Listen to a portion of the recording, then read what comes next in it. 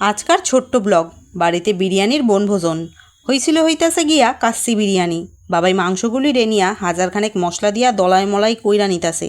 একদিকে বাড়ির বড় মাইয়া লস্যি বানাইতাছে, অন্যদিকে বাড়ির মেজো মাইয়া খাইতেই ব্যস্ত, আর ছোট মাইয়া দাঁত বাইর করতাছে। শাশুড়িরা রান্না করতেই ব্যস্ত, বৌমা মানে আমি ভিডিও করতাছি। আলু ভাজা হইয়া গেছে, কিছুক্ষণ পর বিরিয়ানির গামলা চুলায় বইয়া পড়ছে। না, শুধু আমি ভিডিওই করি নাই, ধনিয়া পাতার চাটনিটা আমিই বানাইছি। এইটা আমারে সবাই ভরসা কইরাই দিছে আর কি। কাচ্চি বিরিয়ানি হইয়া গেছে।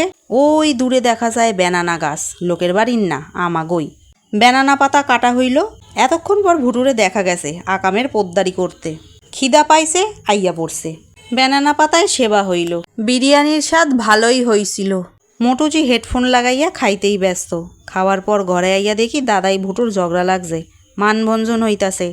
যাক গিয়া, অনেক পেঁচাল পারছি, আজ তবে আসি।